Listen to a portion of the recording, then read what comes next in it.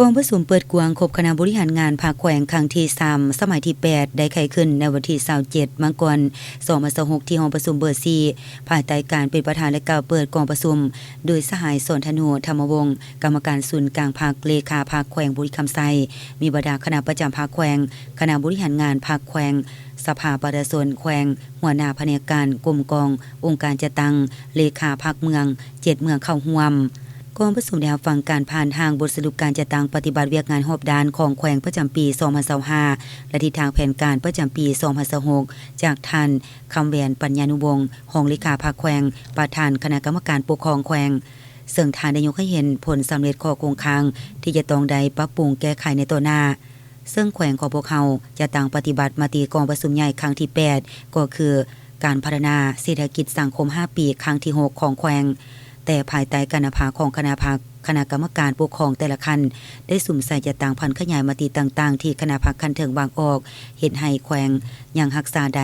เสถียรภาพทางด้านการเมืองอย่างหนักแน่นสังคมมีความสงบเป็นระเบียบเรียบร้อยโดยพื้นฐานเศรษฐกิจได้รับการขยายตัวอย่างต่อเนื่องวัฒนธรรมสังคมได้รับการอนุรักษ์รักษาและพัฒนาดีขึ้นพนักงานราชการทหารตำรวจตลอดฮอดประชาชนประชาเผ่า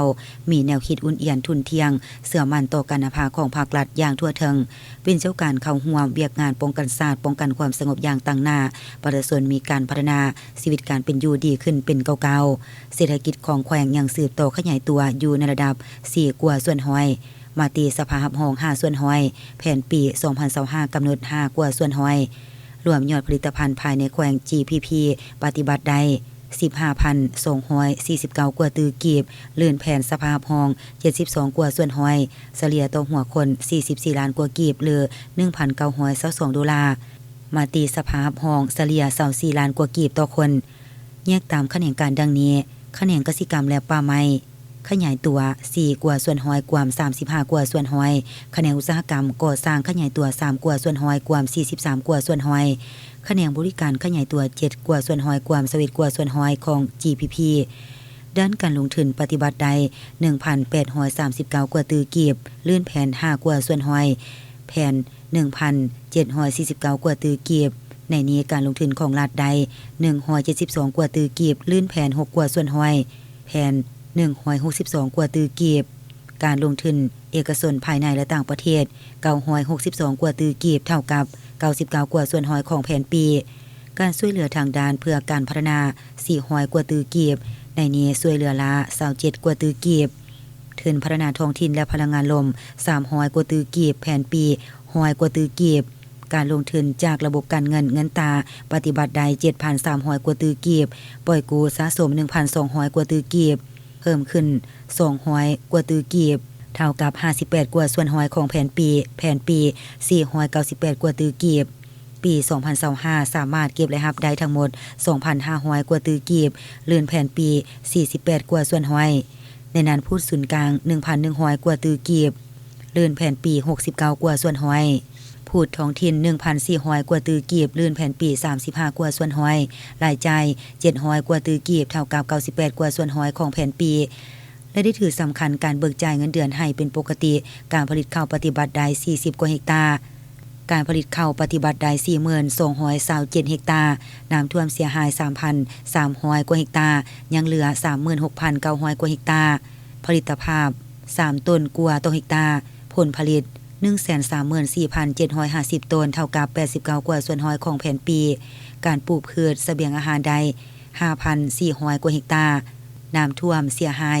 84กว่าเฮกตาร์เนื้อที่เก็บเกี่ยว 5,300 กว่าเฮกตาร์ผลผลิต 44,610 ต้นเท่ากับ80กว่าส่วนห้อยของแผนปีผลิตข้าวเป็นสินค้าใด 12,984 เฮกตาร์น้ำท่วมเสียหาย 1,000 กว่าเฮกตาร์เนื้อที่ยังเหลือ 11,898 เฮกตาร์ผลผลิต 40,000 กว่าต้นมูลค่า300กว่าตือกีบเท่ากับ98กว่าส่วนห้อยของแผนปีการผลิตเป็นสินค้าใด 34,300 กว่าเฮกตาร์น้ำท่วม 3,000 กว่าเฮกตาร์ยังเหลือ 31,200 กว่าเฮกตาร์ผลผลิต 459,200 กว่าต้นมูลค่า1ตือกว่ากีบลื่นแผนปี 47 กว่าส่วนหอยเฉลี่ยการบริโภคซีนปลาไข่และอื่นใด65 กิโลต่อคนต่อปีเท่ากับหอยส่วนหอยของแผนปี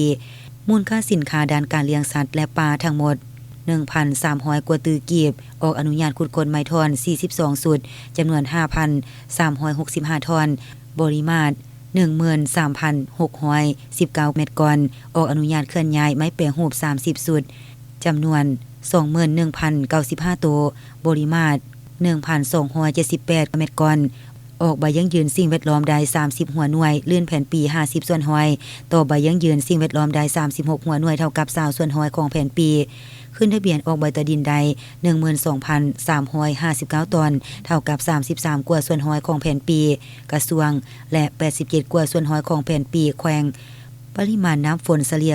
3,101 มิลลิเมตรล้นปีผ่านมา 40.7 มิลลิเมตรสำหรับระดับน้ำสูงสุด 12.74 เมตรต่ำสุด2เมตรกว่าอุณหภูมิอากาศสูงสุด38องศาต่ำสุด 7.5 องศา